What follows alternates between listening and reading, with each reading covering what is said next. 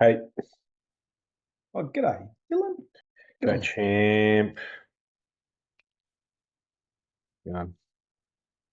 So I won't speak until you speak. Is that what you want me to I'm do? just gonna do a little intro. Yeah, I'm just gonna do a little intro. I'm just gonna say, hey guys, welcome to everyone who's new here. Paul will be leading today's discussion with Ivan, running a Q&A. It's pretty informal. However, if you can please mute yourself, turn your cameras on, we really appreciate it. Give the speakers some feedback, and always nice to see faces when talking. Now, if you have a question, just feel free to click the raise hand button.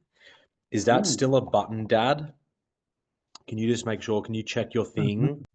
Click whereabouts? more. Click more if you can't see it. It should say like should have a thing. Doc, I'm the host, so I can't see it.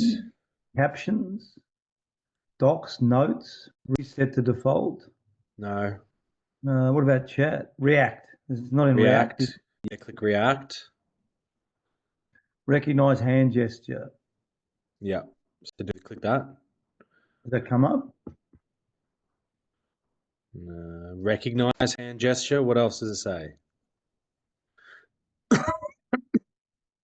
Play chime for raised hands. Hang on, let me click it again. There should be like raise hand. It should say something very similar to raise hand. Oh, It hang should on be here, like a raise hand. yeah. There we go. Perfect. Cool. And then you can lower hand, right? You got to click it twice, I think. I don't know. There you Why go. isn't Okay. Cool. it? Done. Yeah. So that's where's that? Is that just on the bar? I don't know. No, it's in React. You got to click React, and then Yeah, so there's click another. react and then raise hand. Cool. That's what I thought. I just wanted to make There's sure. recognize hand gesture, and then you have to do it. Okay.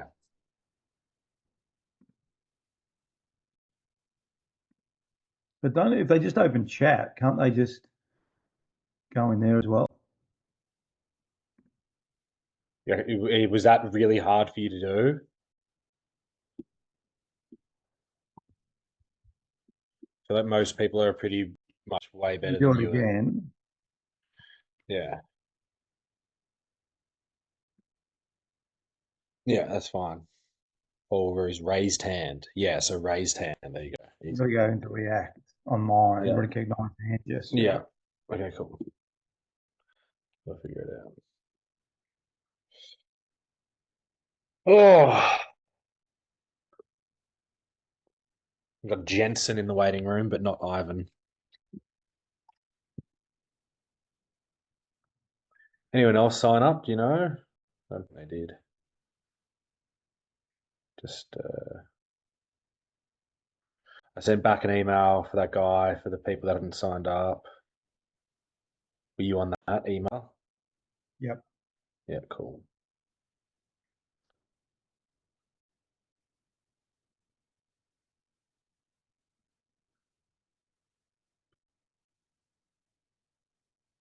Excuse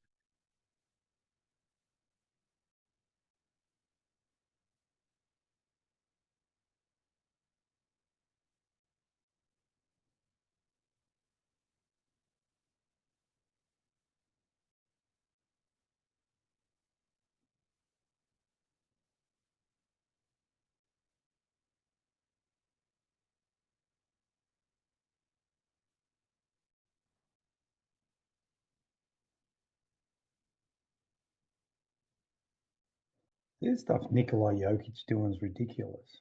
me. I know. Why do I not get like his highlights all the time? Like, why is it not a bigger Not deal? American. Huh? He's not American. Because she's not American. Yeah, because he's not American, you reckon? Yeah, 100%. Oh my gosh, look at what I just sent you on Instagram. Where are you? Paul. Yeah, and I saw that the other day. Did you? Oh my gosh. What is that? What kind of fish is it? Shark? It's got no teeth. I thought it was a shark, but it's not.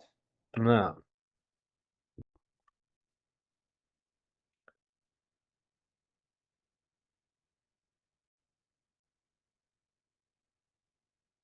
I'm coming.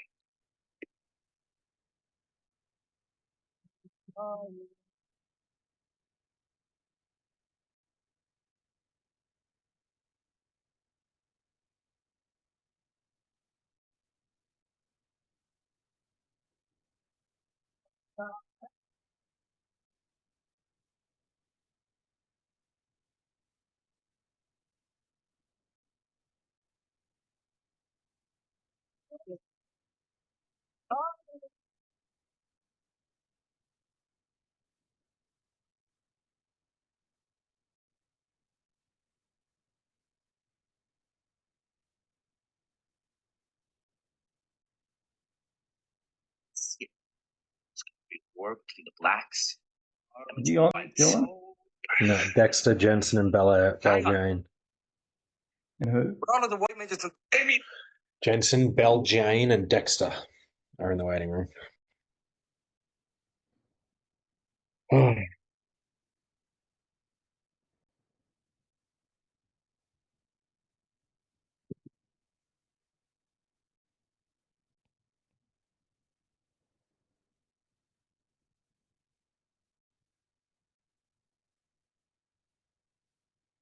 A Brazilian prisoner dug a tunnel for 5 years, and after finishing, he found himself in a guard room.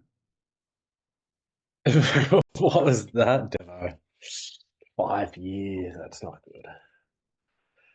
It's a lot of effort. The worst case scenario. He looks like the biggest copy paste of the ex-boyfriend, right? That's what you mean by saying another one. It's fucking the exact same cunt. It's the exact same cunt. Like wog, skinny, a little bit of muscle tone, some random tattoos. Like that's her to a fucking All right, Jensen, Belgiane, Dexter, O'Terry, Ben Dickinson. Hope you're on fire today, mate. You know, we got a lot of newbies.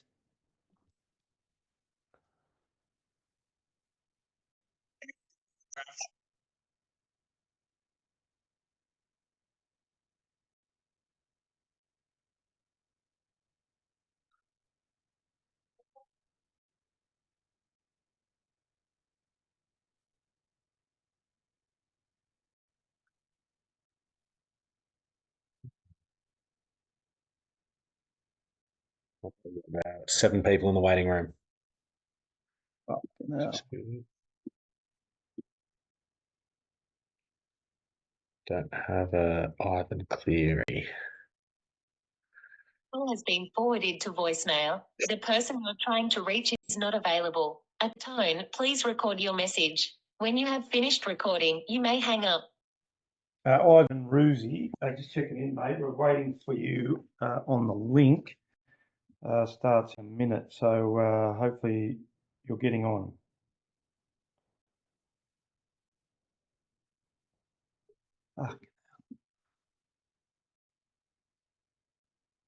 You don't have any emails from him. No, you don't have any texts from him. Jensen. Yeah, just a couple of days ago, right? Has been. Is his phone off? No, that's just going through the message bank. Oh, okay. Which might mean that it's off. If it's not ringing. It's ringing first. Oh, okay. Oh, we got 10 in the waiting room. Might have to do a Q&A. Maybe, yeah. Haven't done anyway.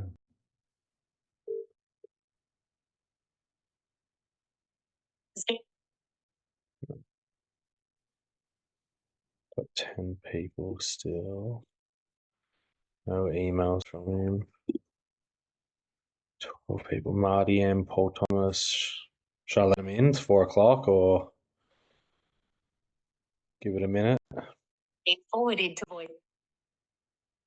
Yeah, let him in and we'll just have to do a Q&A. Just tell him I'm trying to... Right. What do you want to say? Maybe just give it 5 minutes, but I'll let him in and then just tell them we'll wait 5 minutes before starting. G'day, gents. We'll give it another couple minutes or so. We'll let some more people trickle in, and we're just waiting for Ivan as well to jump on. So just give us a few minutes, boys and ladies.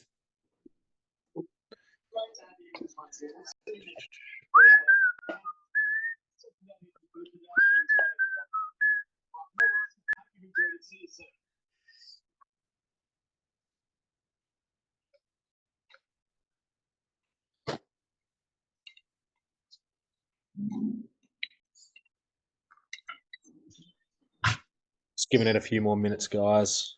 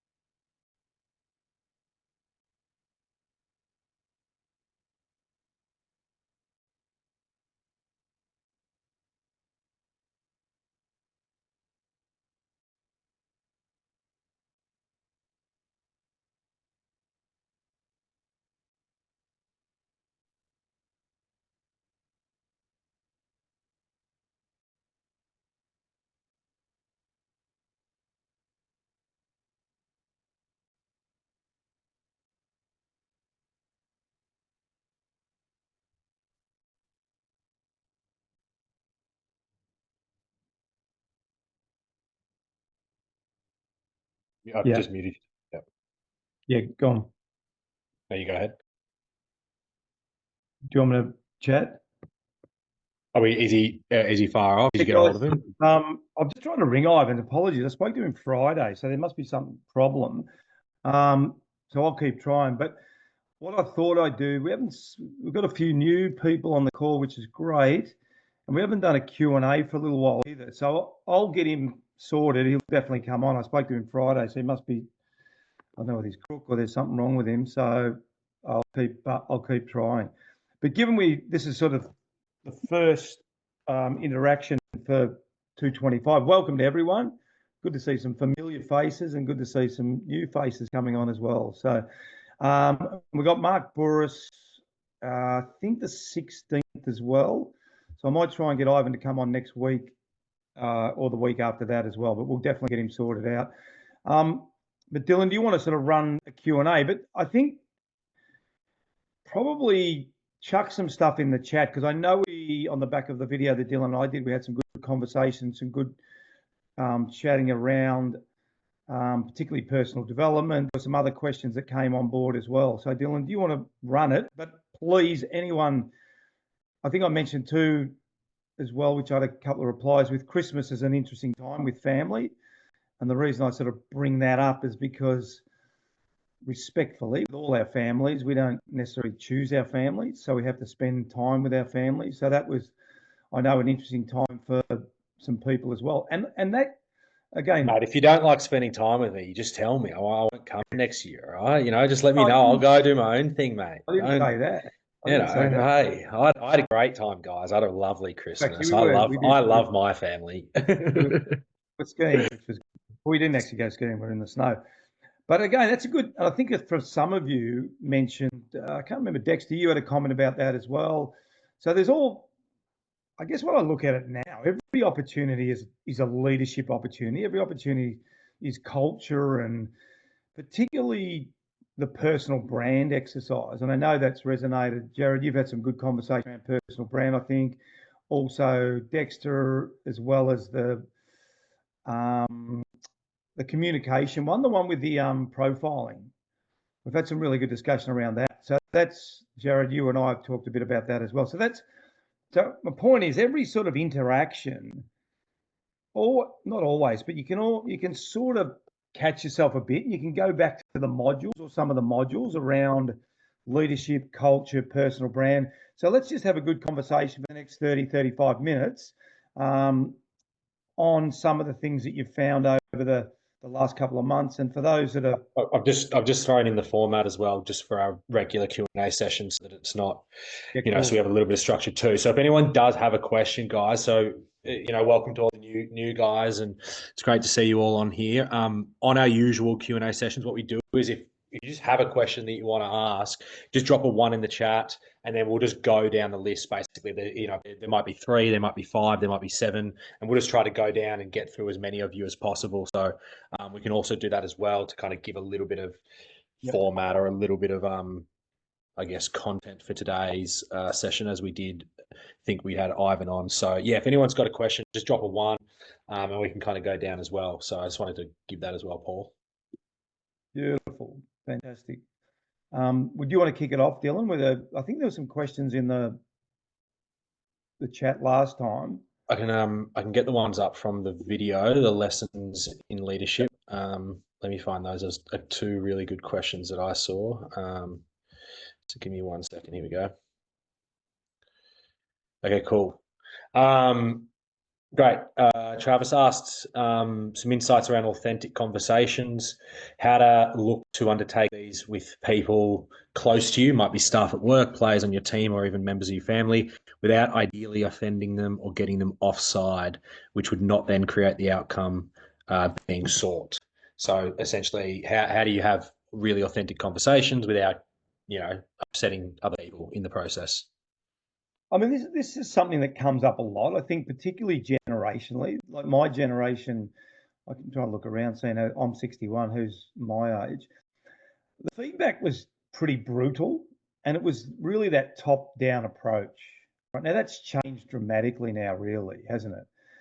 So when I think I've told this story. I think I told on the module. I remember when I first left Melbourne Footy Club, I had this guy ring me. And he was inquiring about what we do and leadership and culture and all that sort of stuff. And he said, "Yeah, we had someone come in yesterday, and we did some honest conversations." And I said to him, "Well, what was the framework for the conversations?" And he said, "What do you mean?" I said, "Well, what was the framework? What did you give the feedback based on?" And he said, "We didn't have a framework." And I said, "How did it go?" He said, "It didn't go very well." And I think that's, if you don't actually have the roadmap around what the feedback is for, then it becomes a lot more difficult. Does that make sense to everyone? Now, then this is probably why I added the family in the Christmas period, basically because of the feedback, to be honest. So if it's family, what tends to happen really quickly? Jared, I'll ask you and I, what tends to happen quickly with family? It can escalate really quickly. Well, thanks for picking me out, Paul. Happy New Year, everybody. Mate, we have a unique Christmas where in southeast Queensland, where we're with my family and then my wife's family, which is separated down on the Gold Coast, and things have arisen over the years. But I guess as you get older, you start to manage that a little bit more, be a little bit more aware of, especially this Christmas, mate. After I got off the phone to you just before Christmas, and then understanding a little bit more around personality profiling, that was invaluable for me over Christmas. So, and I think there's a couple of things on that which we unpacked, Jared. Is it can get emotional pretty quick, can't it? If it's family. Very much so. Yeah. Does everyone agree with that? There's a lot of history there. Yeah. Yeah, so and I guess, Paul, people amongst family, you probably, there's the perceived license to go to 0 to 100 pretty quickly because you've been living amongst each other for a long time. You don't have any sort of professional environment like you would do in a work setting where you certainly can't say and do just what you might think, whereas you can with family. And also, even from a sporting sense, depending on the level, obviously there's still a professional level of the AFL, but even at a community club level that I'm involved with, you've still got proper protocols and an element of professionalism that you've still got to, say and do the right sort of things. Whereas, like you said, the volatility around family would be because it's pretty much a license to shoot from the hip, really, there, I guess, or a perceived license. Yeah, I 100% agree. I think That's a great point, Travis, because what you've got, if you do have a framework, and I know I've got some really good people now on from footy clubs and cricket clubs and all that. So if you do have a framework, generally the conversations can go pretty well, can't they? Like, it's not always, but we can always come back to our behaviours. We can always come back to our protocol, can't we? So that's the first thing. We've got to, even in families, and I know I've done this work a bit with Dylan's Prince the King. We've created a couple of culture codes for families, all right, where they agree on what our behaviours are going to be. That can be really valuable as well. But Travis, you're right. Generally speaking, we sort of think there's a bit of license. You know, if I'm talking to Dylan, because we've sort of, we know each other, we've grown up, you can go from 0 to 10 pretty quick, can't you? Right. So the point about that is to keep calm. Try and keep really calm, which is really difficult. All right. And the other thing I really like in the feedback loop is asking questions. I think that's really important. Dylan, are you okay? Dylan, did you understand? Now, because Dylan and I'll use this, Jared, because you made a really good point. Because Dylan and I have done a lot of this work. For those of you who haven't done the profiling module, which I think is module 3, don't worry. But Dylan is a high blue. Sorry, I'm a green blue, which is sort of an introvert, people person detail. Dylan is a high yellow, all right, which is the sales entrepreneur, moves on really quickly. Okay. Really charming. Really charming. I don't think charming was one of the blues aren't very charming. They're pretty boring. You don't want to be a blue. No. But one of the techniques, Jared, that we use now is I'll say to Dylan, I need you to be blue. Okay, and that module, and Jared, you can jump in here when you like. I think Dexter as well. That module is really important. Okay, that self-awareness module, understanding yourself and understanding others. All right, because we're all working on in teams, whether that's at school, sporting teams, our team as a family, etc., etc. And Jared, I'll hand to you because I know you found that really valuable as well in the feedback loop. Oh, yeah, and I'm just to show another spanner in that works there too, Paul, is we had young babies enter our first Christmas this year, and that threw a whole lot of other dynamics in the group, which was great. It was fantastic. I was just talking to Dylan before on the chat group. I hope I'm not diverting too much, but when it comes to colour profiling and maybe even family within this, we talked recently about over communication. Are there profiles that don't want too much communication?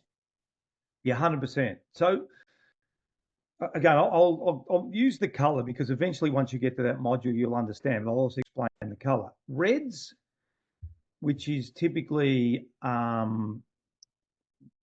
they move on really quick. They don't need a lot of information. All right. And you need to get to the point really quickly. So the answer to that question is yes. All right. If you've got, and to give you an example, most leaders when I started were red. Reds are really good, top down, bang, do, tell. What we're finding now, and there's no bad personality. I want to make that really, really clear. There's no bad personality.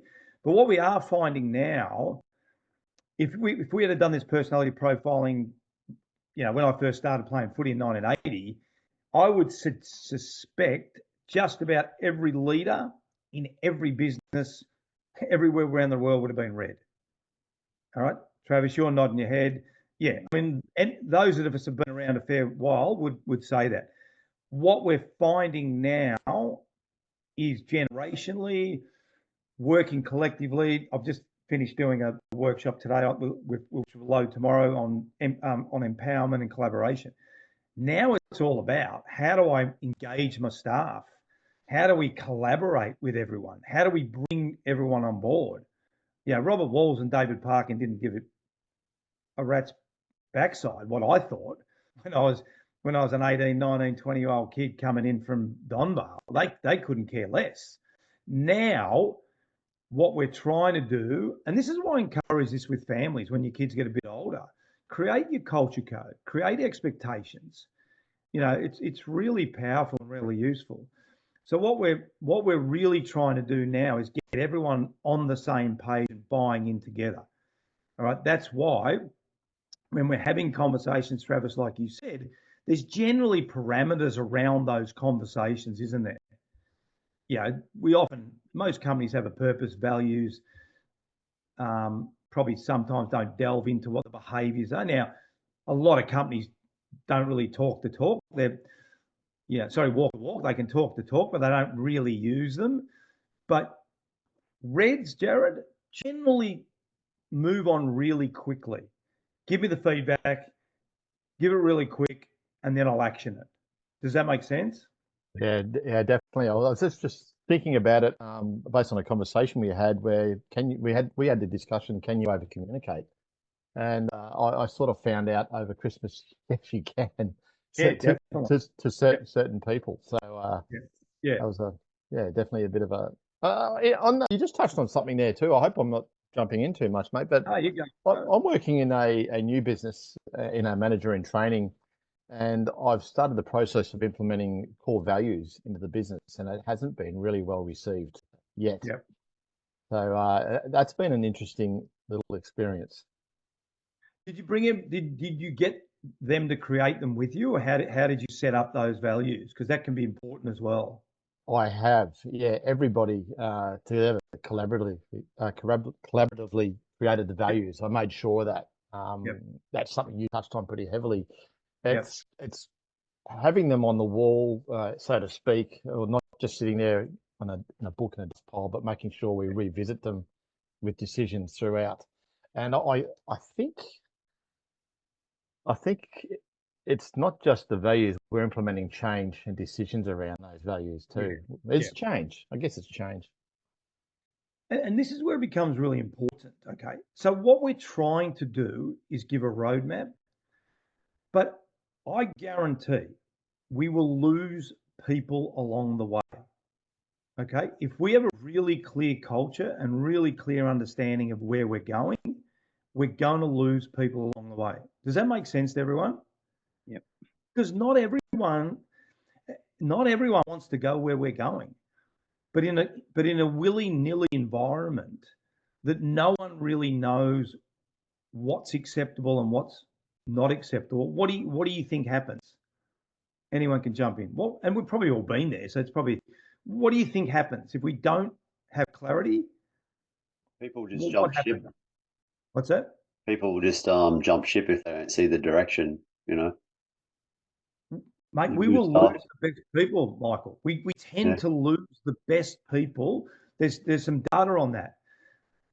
In a bad culture, the first people to leave are the best people. The A team, yeah. Yeah. Why? Because their self-worth is too high to put up with it. So what you end up with, if you don't harness, what you want to go, what you end up with, Michael, as you said, you suddenly you look around and all the really good people have left, and then what's left is a really bad culture anyway. So it sort of starts off with pockets, doesn't it? So if we don't have clarity, we have pockets. Yeah. And I'll just use my screen because this is where they are. Matthew and Brendan and Jared, really good culture. They're getting on really well on the left-hand side of the screen. Jensen and Adrian, they're sort of half in. They're going, we seem to like it here. Paul and Michael and Jamo up the top are going, fuck Roosie. Come on, guys. This is ridiculous. And then what happens? Okay, Paul, what do you reckon Paul, Michael and Jamison are doing? Yeah, first they're working with Jensen and Adrian because they're seeing them sitting on the fence. I don't reckon they're really with Roosie. So they're not going to go over to where Matthew, Brendan and Jared are first. It's weighted numbers. Does everyone understand that? It's it's simple maths at the end of the day. So Michael, if you lose the best people, it swings really quickly. I find that I've been through some very large change programs, and tried to do all the consultation, build the strategy, and there's generally speaking 3 groups of people. Yep. There's your cohort that are on board and will follow. Yep. There's to the other side, you've got the squeaky wheels, the people, vocal that this is all crap. What are we doing? Here we go again. Yep. And then there's the people in the middle that you don't quite know where they sit. They're the quiet ones. And we tend to jump to the far right to try and deal with the squeaky, noisy people. That's a great And point. I've changed my strategy to actually go to the people in the middle that I don't know. I don't know where they sit, and then I try to build the mass from the other way. And then you're always going to have people that just don't buy in, and they're just not gonna. But if you can overwhelmingly have a bigger group that does buy in, you eventually snuff them out, and or they leave. Goes the other way. 100%, Jensen. You've hit the nail on the head. Again, if you look at the weight of numbers, and let's say a company, let's just make a round number of 100, and you're right. So you got 35, 35, whatever, whatever the numbers are. Eventually, what happens is, it's a bit like the analogy I said before. Eventually, the water cooler talk stops because those people on the left have got no one to talk to. Yep. They start talking to the ones in the middle, and Jensen, they're starting to buy in with the ones on the right. So then the conversation's really short. Then they go back to the ones on the left. Some of the ones on the left are going, no, I'm on board. So that 20 or 30 becomes 25, 20, 15, 10, and then the 5 worst, where they ended up, they've gone. Yeah, you invest in a couple of copies of that book, Who Moved My Cheese, and you drop it on their desk and get them to read it and say, if you don't understand it, what time for you to move on, it's pretty... Organisations like the change, the amount of structural changes and directional stuff is just really at a fast cycle now where, the people talk about change fatigue. Well, it's just normal now. It's just the way organisations are. You're continually in this state of trying to get people on board and going down a direction, and the strategy you did 5 years ago is it's e-dust. It's like, what happened to it? You're creating a new one every year or two now, and you're continually trying to get people to kind of buy into it. It is tricky. And I think that's why the behaviours are so important. Okay, because strategy is always going to change. Okay, and behaviours will slightly. Like at Sydney, we would have changed our behaviours maybe 2 or 3 times. But communication is communication, isn't it? Okay, does that make sense? Honesty is honesty. Deliver on your word is deliver on your word. So that doesn't necessarily change. So if we've got a foundation, if we get back to the original comment about communication and honest conversation, if we've got a foundation for those, it's a lot easier to move the needle. If we don't, people hearing about strategy secondhand, we haven't had a town hall, we haven't had a meeting, I don't know what's going on, he won't speak to me, that door's shut, we're all working in silos. What happens then? That change is a lot harder to make, isn't it? So it does come back to some really basic, simple philosophies. I might jump on. That's a good comment. I might jump on. There's some good questions in the chat, Yeah, definitely. Paul. I don't know if you've seen them. Yeah, I've seen them. So Michael said, running a large team coming into Christmas, and it's an interesting period, isn't it? And that's why I sort of brought up Christmas, because it's funny being in America where it's winter. So America only breaks for 2 weeks, but Australia shuts down for 5 or 6 weeks, doesn't it? So it's a really interesting time in the corporate world in Australia. What are the tips CEOs should do to make sure teams don't get burnt out and feel supported? Okay, Paul, I don't want to put you on the spot, Paul, but I really like some of the things you were talking about in your connection piece, mate, with your players over Christmas. I thought that was really... So, Michael, we'll talk about the health part as well, but I wouldn't mind you jumping in, Paul. And Paul's coaching one of the teams in South Australia, and in the chat, you had some really good things that you were doing with the players over the break, which I really liked. So, we have to give people a break, but B, I thought your techniques were really good, mate. Oh yeah, usually just let everyone have a break, and yourself included, from I guess from each other. This year I decided to do something a little bit differently and just sort of pick a half a dozen people before Christmas and sort of just see where they were at, what they were doing, and some were staying here, so they weren't going home with family. So rather than try and, I guess, recreate Christmas, it was like, just when are you doing a session, I'll come with you, whether it be a running block or a gym block, or and then there was just a few others who were just sort of sending a message and checking in with. Yeah, so it was a bit like that. And then when I went away on a holiday, I saw that there's like a few messages, how's it going? And they were sort of then reaching back out, and then you're communicating, saying, oh, hey, just did this. Or they'd ask how, I got 3 boys, so they'd say, how are the boys going?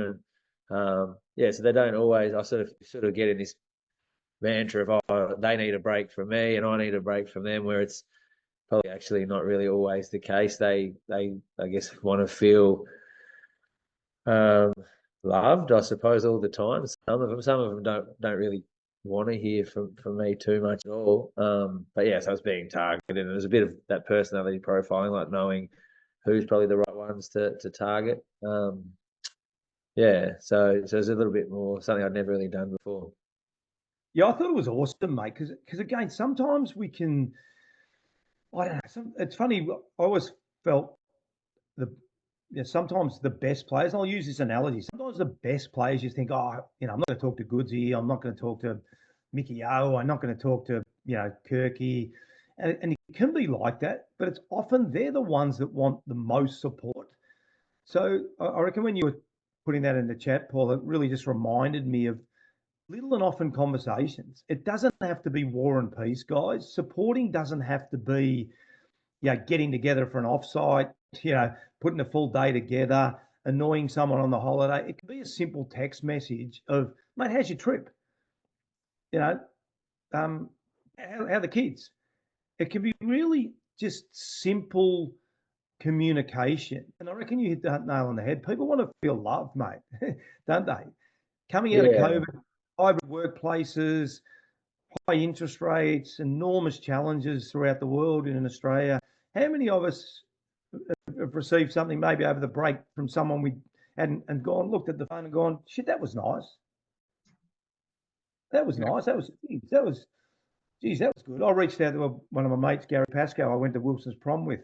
I spent, I met him when I was about 6 or 7, and I spent, countless hours. He didn't go to school with me, but I played tennis, went to Wilson's prom for 6 weeks every year. Mate, I wouldn't have seen him for 10 years. I texted him 2 days ago, just said, mate, how you going? It'd be great to catch up. He texted me back and said, mate, that was awesome. Great, thanks for, again, I think we just forget the human element to leadership.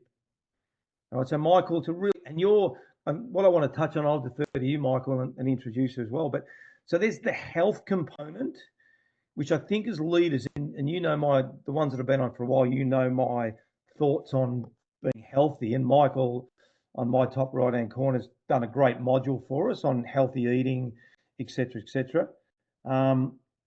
So there's also the health part of it, but the human support part of it's really important as well, isn't it? And again, leadership's not easy, guys. I'm not suggesting it is. I'm sure Paul, as the coach, and some of the other, Oliver's just started president of the footy club down in Tassie, and I know, Matt, you've been coaching for a while, and leaders, Josh, you've been around, and Jensen, and everyone on the call, Dexter. It's not easy, but let's not forget the simple things.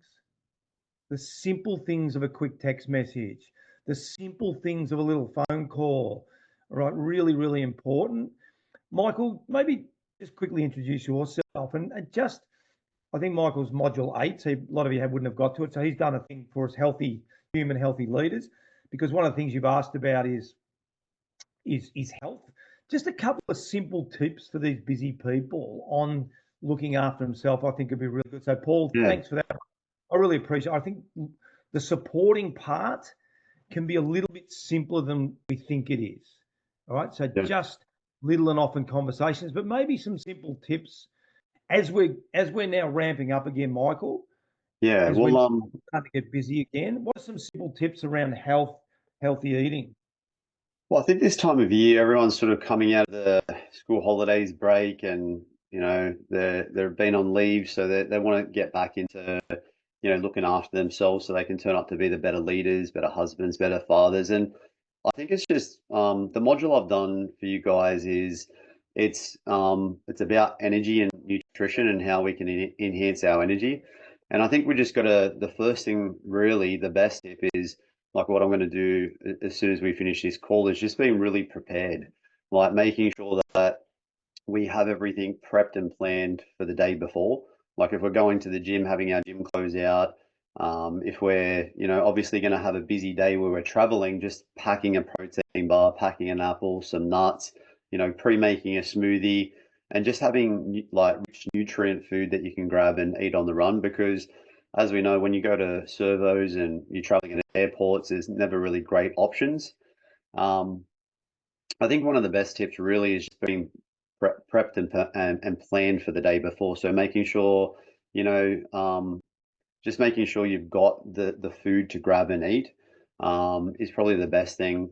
I think it's really important too. Like a lot of high achievers obviously got busy days and they get up and they're sort of putting into everyone else. It's like I almost use it as the analogy of the busy mum, gets up, runs around after the kids and forgets to have breakfast and it's 12 o'clock already. So I think it's important for all men to get up and just be present with themselves.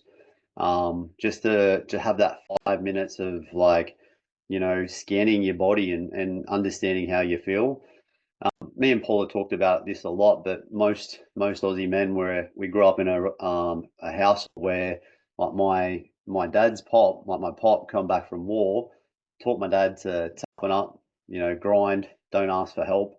And when you put someone in a busy leadership role, I find that there's not all the other hats that they can take care of, like the family and their health. And when this sort of happens, you end up getting to a point where you're feeling like unfulfilled and you feel drained. And then a lot of data research we've done on high achievers show that a lot of people just first skip meals. So they're after probably going for about 400 data check-ins, most people aren't eating the daily caloric intake, so the amount of food that they need to run the Ferrari. And it's like putting $5 of unleaded in the Ferrari and trying to drive it to Queensland. You're just not going to get very far. And at the end of the day, you're going to try and fill up on all the wrong foods. And this puts us into a hypoglycemic state. And then there's the risk of thyroid issues, insulin resistance, and not only that, it sort of snowballs in this ripple effect to bad sleep. So it leads into a, poor sleep hygiene, and then you're waking up, obviously going to tackle the biggest moving the needle things, and then your cognitive ability's not there. You're just not being able to focus. And then it just leads to that skipping meals again and starts affecting hormones and all the insulin and cortisol, estrogen, and all these other hormones that we have as men. And then it just leads into this state where you're in this little cycle. So I think that like the best tip is really just really prepping and planning and just being prepared the day before. Like you are going on a massive trip and you are a Ferrari. You've got to fuel the engine. You've got to look under the hood. You just got to make sure everything's ready to go. So yeah, I'm really looking forward to everyone having a look at the module when it comes up soon. Yeah, definitely. I think my biggest thing on this is just everyone expects you to turn up the best version of you. So they never apologize, for being a little bit late for work because you've had you have to go for a walk or you've been to the gym or whatever it might be. If you are, Michael gave me a really good tip, which is because if most people are busy out of the airports, find a wrap or something like that. So just really, problem with diets, I find sometimes, and looking after yourself, it's so complicated. Dylan and I have had this conversation. Does anyone know who David Goggins is? Yeah. And we've had this debate, not debate. Dylan loves him. I can't stand him because I understand his philosophy, but how many people are going to get up in the middle of the night and run 100 miles? No one, really. But my view is make it practical and simple. What works for you? Right? Because if it works for you and you can be healthier, then you're more likely to do it. Does that make sense? All right. So just whatever works for you in your eating, And we all understand it, but again, it's not selfish. And the analogy I love with Michael is you're driving a Ferrari. We want to try and drive a Ferrari. It's funny, I always say this as well. What's the first thing when we're driving our car around and that red light goes off? We absolutely shit ourselves, don't we? Oh shit, I've got to get to the bloody Toyota dealer. I've got to get my car serviced. But how do we treat ourselves? I think that's the question we should always. Is it the same? No, it's not, because we put everyone else first often as leaders. So just make sure, you continually look after yourself. I want to go back to the profiling a little bit as well, because I know Dexter, you're been really good on this as well. And I think Dexter makes a good point in the chat. It is interesting that a lot of people don't understand that they have to change their communication styles to be heard. What is leadership? Leadership is about influence, isn't it? It's not, how often I give feedback or how much feedback I give. Does that make sense? We're there to influence. So if someone doesn't hear our message, we can't influence them. All right. So the beauty of the profile. Dex, do you want to jump in? Because you and I have spoken a lot about this. Feel free to jump in on this as well. Yeah, I think one of the things that really struck me this Christmas is, we keep asking for feedback. And when you ask for feedback, usually what you get is vanilla or nice stuff. Sometimes you might get a gem, but I think what really, the kind of, penny dropping for me this Christmas was going through the personal brand exercise with my wife a few months ago, and kind of she was all very pleasant about it. And then we had an argument over Christmas, and we talked about one of my principles in my personal brand of being trustworthy and keeping a secret. And she gave me about 25 different examples where I hadn't done that, and it was sobering. But I just what really struck me was feedback's all around us if you're open and you're self-aware. And I think it's oftentimes not what people say to you, but how they respond, how they act. A facial gesture, kind of body recoiling when you say something or do something. And I think I've just got more attuned to, what I'm saying and what I'm doing and how I'm communicating, and just observing how people respond when I do certain things. Yeah, 100%. And I think that's a real key piece. Is keep asking people. I like to ask people that have just met me. And it's probably a bit more difficult for me because people know who I am. But what's the advantage of, let's say in a workplace, someone's been there for 3 days. What's the advantage of asking someone how they would describe you? So, Ruzi, can I just jump in on that? Yeah. So I'm probably quite different. I don't follow AFL. I don't really know any of the rules. So I didn't know who you were when we met. Good. But I think one of the things you asked quite quickly in what I thought you considered feedback is what I call feed forward. Is like I look at it from a systemized perspective where, you guys been talking feedback from what I'm understanding is an isolated incident. So that feedback, most people are unconsciously programmed to kind of just wear it on the chin because it tends to be what you're not doing well. And that's what we tend to kind of hear. But from a systemized approach, I guess where I've seen it used in high performance sport and in high performing corporate culture for leaders is that they start with a feed forward first. It's just, tell me what you need. Yeah. And then it comes across first. I actually download what you actually need. And I use that time to just kind of data collect. And when you're using that across the org, then the leader actually starts to understand how we need to navigate. Obviously, the leaders have got their vision on how they want to drive the ship, but they're actually using that data. And then from the from the feed forward, we look into sort of capabilities. And are we a capable organization to be able to move in the direction that this leader wants us to go? Right. And then from there, you start utilizing, well, what other sort of emotions and things that are about to come up. Like, for example, when you look at it from high performance sport, you look at it like a zoo jungle perspective, right? So in a zoo environment, we're letting everyone play and fail.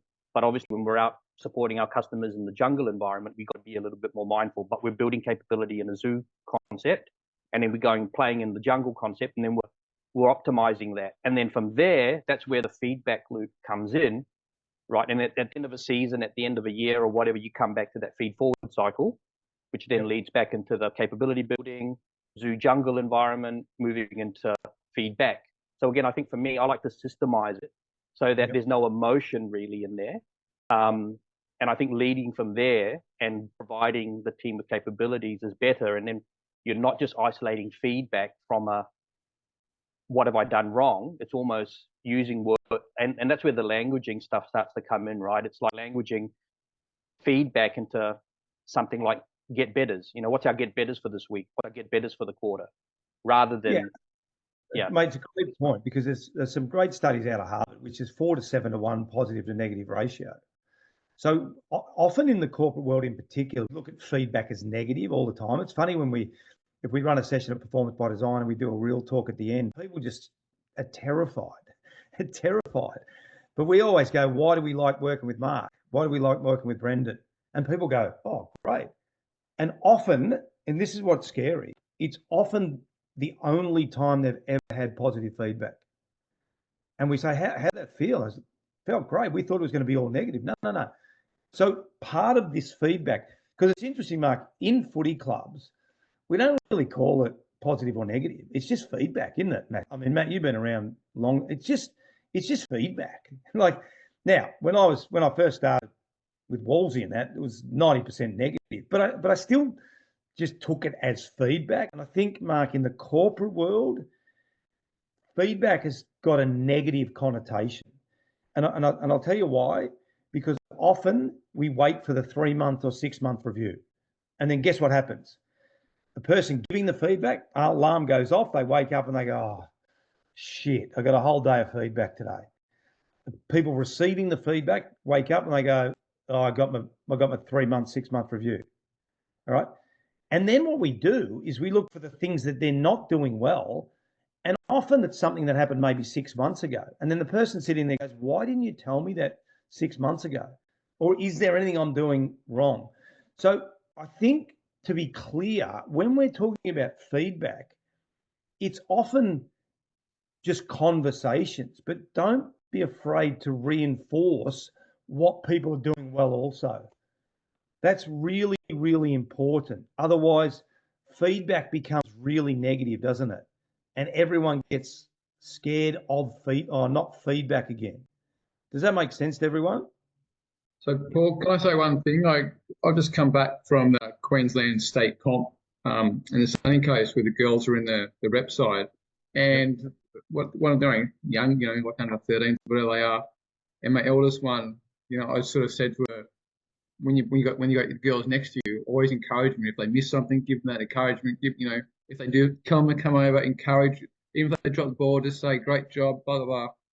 And it was amazing. Like as the days went on, because we went for 3 days and all the games, they become much closer and bonded, and they all of a sudden became more friends because they weren't bagging each other out. It was just all encouragement all the way thing. So then, if you take that in a professional company sense, you want to give people continuous encouragement, not just come in and give them feedback going, oh, your job, that was shit. But if you would have given them encouragement over the year, then that one bit of negative feedback wouldn't be so negative to them because you've been encouraging and supporting them and making them feel welcomed and making them feel respected, not just, oh, you're doing great, but no, this is all your bad things. And I think that's the biggest difference in the corporate world is they don't give that encouragement and continuous stuff, and then give a few things throughout the day, and then they take it on. Okay, yeah, thanks, Paul. I got that thing. I get that. Fair enough, because you've been encouraging them and making them feel like they're part of the company. Yeah, exactly. And I think it also gets back to Mark's point as well. What's the North Star as well? Like where are we heading?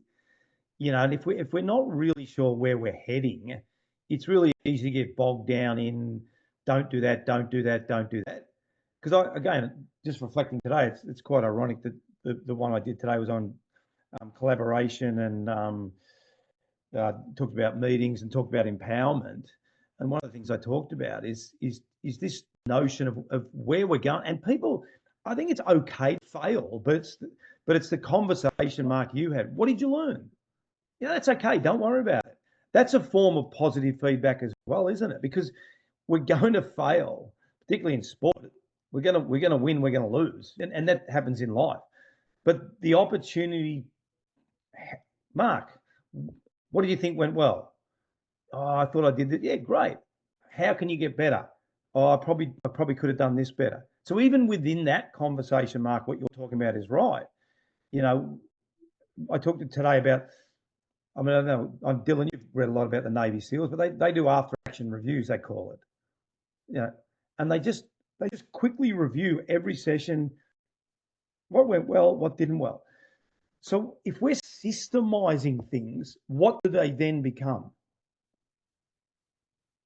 Normal. They just become what we do. They just become part of our culture. They just become normal. But if we wait for 3 months and 6 months, what happens then? We all know. The feedback loop there is out of context and out of relevance, right? Where if you put it into that, like I was talking about, that zoo jungle perspective, and the feedback's in that loop, it's relevant because I've missed the pass, or I'm half a second short of being where I need to be for the standard that we're trying to set. And if I can see that in the context of feedback, then the feedback is relevant, right? But if you tell me that 6 months time and you're kicking me out of the team because my pass is half a second too early, or I'm not fit enough to get to that ball half a second earlier to fit into your framework of your sports team, then that feedback 6 months later is irrelevant. When if you're feeding that back to me in the week during our session, and I can see where I need to be, and there's a gold standard around that, and there's languaging around that, you know, that's where it's relevant and where it's powerful. Yeah, and that's that after action review. So it's and I think again, from a corporate point of view, make sure you're reviewing more regularly. So Paul's, it's a really good point you made. So most people, it's funny, you can have a conversation and, you know, let's say Dylan and I have a conversation, hang up the phone.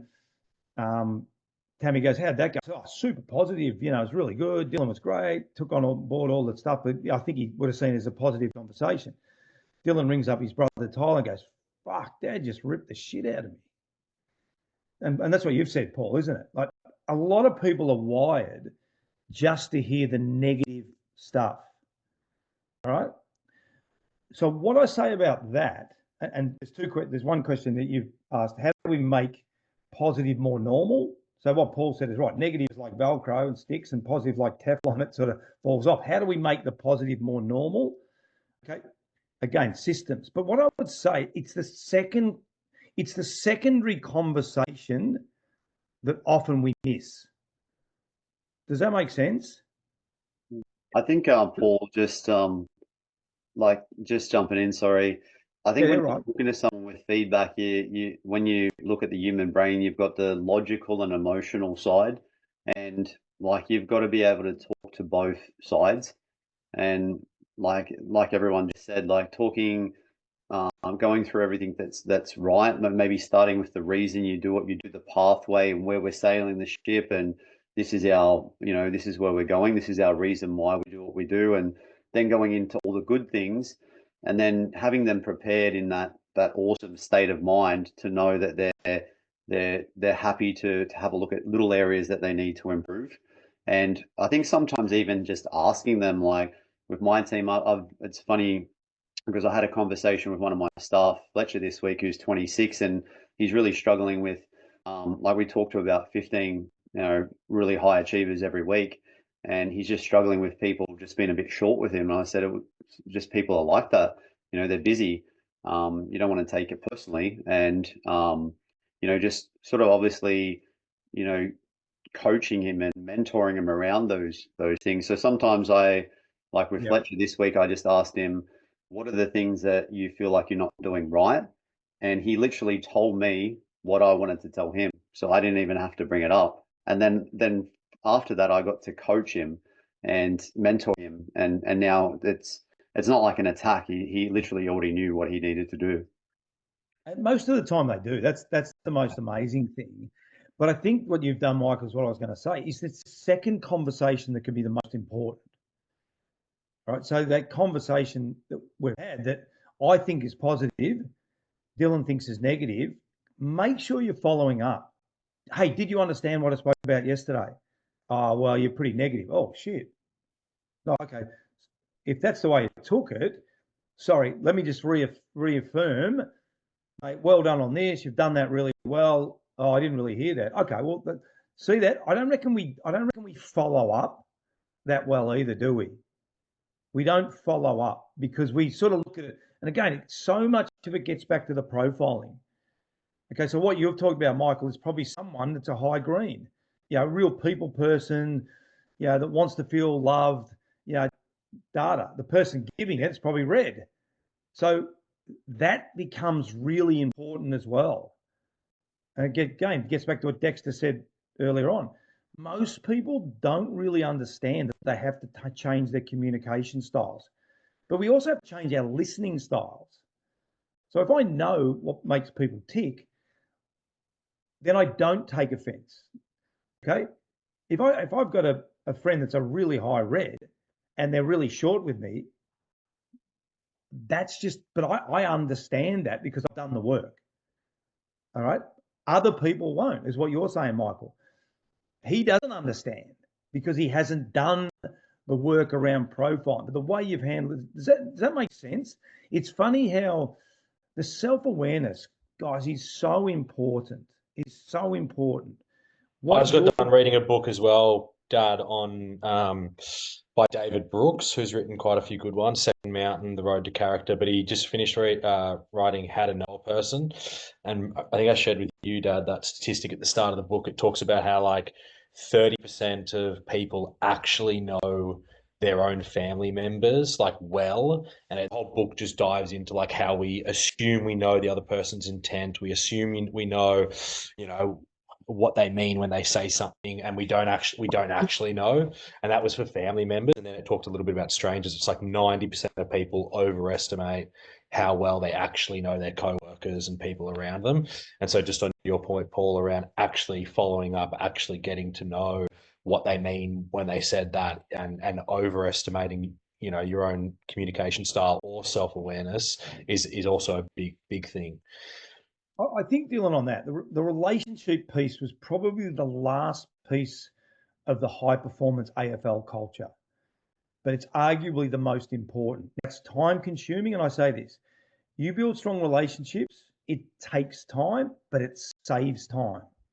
Because when the shit hits the fan, let me tell you what happens. They come to you before that $1,000 problem becomes a $100,000 problem. If they don't have a relationship with you, what happens? They'll go to someone else and they'll try and fix it. And then they'll both fuck it up. And then they'll go to someone else who'll fuck it up again.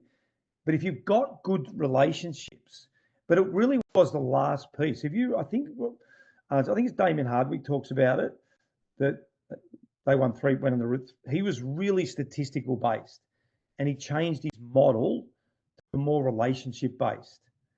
Now you've got to have both. And I'm not suggesting it's one or the other. This is where the dance happens between standards and relationships. But if we start to build really strong relationships with family members, with team members, with workers, et cetera, then we're more able to understand them. Again, leadership is about influence. We're more likely to influence them. They're more likely to influence us. We're more likely to come to collective decisions together. But if we just blurt out stuff, like, how many on the call here? That's a good example.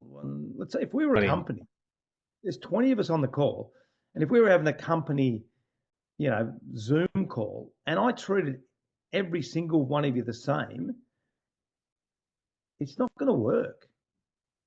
It just doesn't work. From a standard point of view, yes. If we have a culture code, I don't care who you are. I don't care about you. I talk about this in the profiling. Don't let who you are get in the way of who you need to be. I'll say that again. Don't let who you are get in the way of who you need to be. All right. So if we have to make quick decisions, doesn't matter whether you're a green like me, game day is red. All right. Game day is red. I can't walk up as a green on game day and go, oh, great.